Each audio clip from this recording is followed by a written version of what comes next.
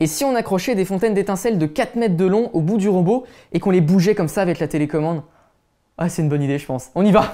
Salut tout le monde! Aujourd'hui, on va réaliser 3 projets à base d'impression 3D et d'Arduino, dont un bras robotisé. Vous allez voir, ça va être énorme. Et pour ça, on va utiliser le kit Abra Robotics de Labiche Renard, qui comporte une bobine de filament 3D, des composants électroniques, un Arduino, tout ce qu'il faut pour bien s'amuser. Vous pouvez retrouver en description ce kit qui s'appelle la boîte à fil et qui est absolument parfait pour débuter en impression 3D et en électronique. En obtenant ces kits, vous obtenez également tous les fichiers 3D, les schémas électriques et les programmes pour Arduino que je vais utiliser dans cette vidéo. Et on a pensé à vous puisqu'on vous fait gagner 2 kits, donc le lien vers le concours est en description.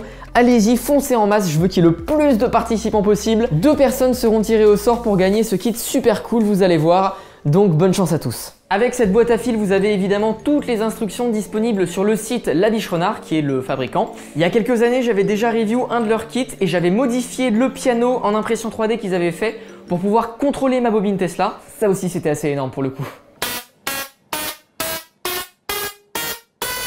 Pour se faire la main avec tout ce matériel, on va imprimer Bobby, un mini robot qui peut bouger le bras grâce à un servomoteur. Un servomoteur, comme son nom l'indique, c'est un moteur, sauf que celui-ci, on va pouvoir lui donner une position très précise. Et on va imprimer ça avec ma fidèle artillerie Sidewinder X1. J'avais carrément imprimé un missile avec elle. Bon, on en a quand même pour 1 heure d'impression, donc on y va, c'est parti.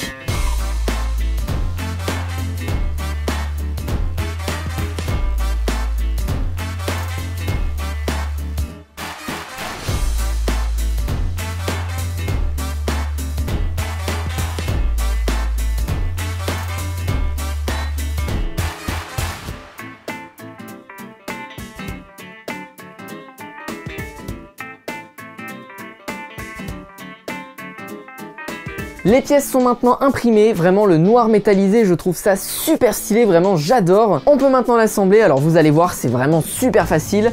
On met un servomoteur à l'intérieur, on le referme, on installe le petit bras sur le côté, on connecte le servomoteur à l'Arduino, on programme l'Arduino et on a maintenant un robot qui dit bonjour.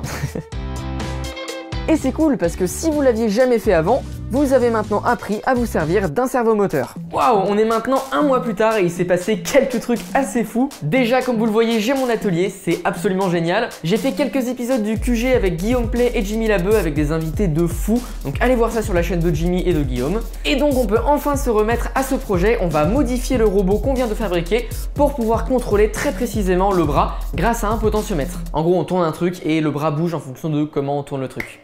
Génial. Pour ça, j'ai tout simplement modifié le fichier 3D fourni par Labiche Renard en y ajoutant une embase qui va contenir l'Arduino et le potentiomètre. J'en ai profité pour créer un passage pour le câble du servomoteur pour que rien ne dépasse et que ce soit super clean. Et enfin, après un petit peu de programmation très rapide, on peut enfin contrôler le bras du robot avec le potentiomètre. On passe maintenant au 2e projet et il s'agit d'un jeu de labyrinthe à billes contrôlé par 2 servomoteurs. Vous connaissez très bien ce jeu, le but est de faire sortir la bille du labyrinthe en le tournant à droite à gauche. Et bah là c'est l'Arduino qui va contrôler 2 servomoteurs qui vont eux-mêmes contrôler les 2 axes pour faire bouger la bille dans le labyrinthe. Sauf que comme vous l'avez compris avec le robot, j'ai envie de pouvoir contrôler les choses. Donc on va rajouter un joystick qui va nous permettre de contrôler précisément et en temps réel l'orientation du plateau avec la bille. J'ai donc encore une fois modifié les fichiers 3D fournis par Labiche Renard en y ajoutant un boîtier qui va contenir l'Arduino et le joystick. Évidemment, vous me connaissez, j'ai oublié de faire un trou pour faire passer un câble d'un servomoteur. Mais on change pas une équipe qui gagne, hein, on reste couillon jusqu'au bout. Bon voilà, on a maintenant toutes les pièces qu'il nous faut pour ce projet. Du coup, on assemble les servomoteurs. On les met en place. On a quelques soudures à faire.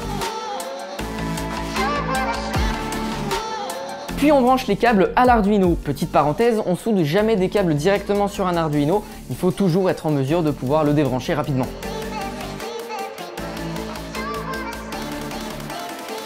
Et il reste plus qu'à le programmer et pour ça j'utilise le petit port USB que j'ai fait dépasser du boîtier. Et voici ce que ça donne, donc un labyrinthe avec le joystick sur le côté. On peut tout de suite mettre une bille au début du labyrinthe et ensuite avec le joystick, comme vous le voyez, on peut contrôler réellement l'orientation du labyrinthe en temps réel. Donc c'est parti, on va essayer de faire sortir la bille le plus rapidement possible, donc hop. Ok, bon ça gigote un petit peu mais ça marche. C'est pas super facile, c'est assez drôle. Hop, allez, ah merde, je me suis suis fort. Allez! Ça passe pas, mec, c'est insupportable. Allez, allez, allez. Voilà. Ouvre une chaîne gaming. Jamais de la vie, j'ouvrirai une chaîne gaming, d'accord? Bon voilà, comme vous le voyez, un projet assez cool. C'est super fun de pouvoir contrôler ça en direct. Et on passe tout de suite au prochain projet. On peut enfin passer aux choses sérieuses, on va fabriquer ce pourquoi vous êtes tous là, le fameux bras robotisé. J'en profite pour vous dire que si ce genre de projet vous plaît, abonnez-vous à la chaîne pour ne pas manquer tous les prochains. Pour la 3e fois, j'ai ajouté une fonction de contrôle, mais cette fois-ci à distance, grâce à des modules NRF24L01 qui communiquent en 2,4 GHz. On va avoir une petite télécommande avec 2 joysticks et un potentiomètre pour contrôler le bras. Ça va être vraiment ultra cool. Et si vous avez encore des questions, n'hésitez surtout pas à me contacter sur mes réseaux, les liens sont en description. Bon, allez, on y va, on a quelques pièces à imprimer.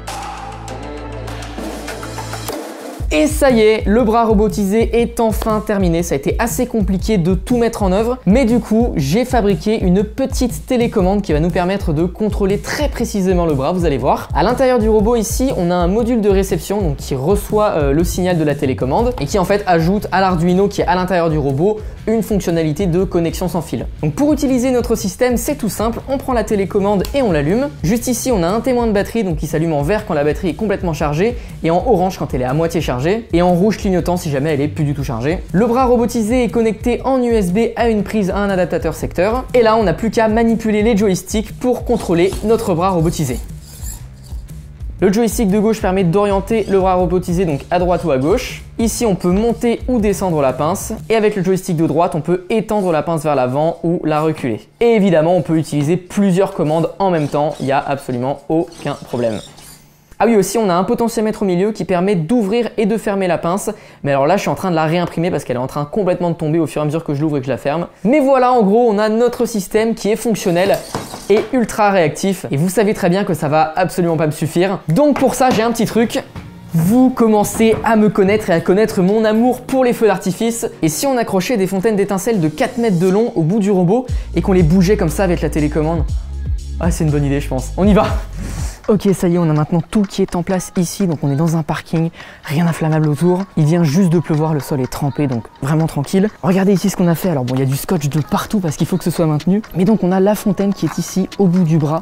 Donc le bras va pouvoir se déplacer à droite, à gauche, comme ceci.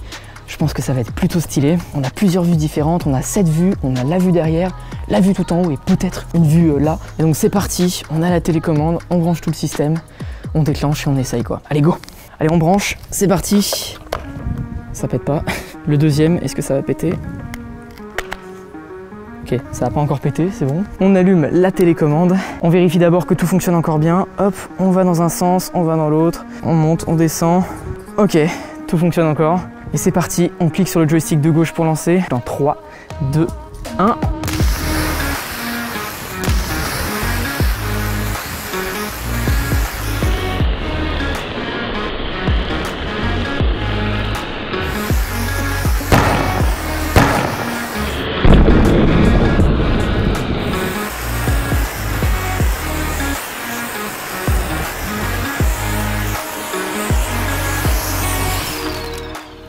Je vais avoir tellement de problèmes, mec.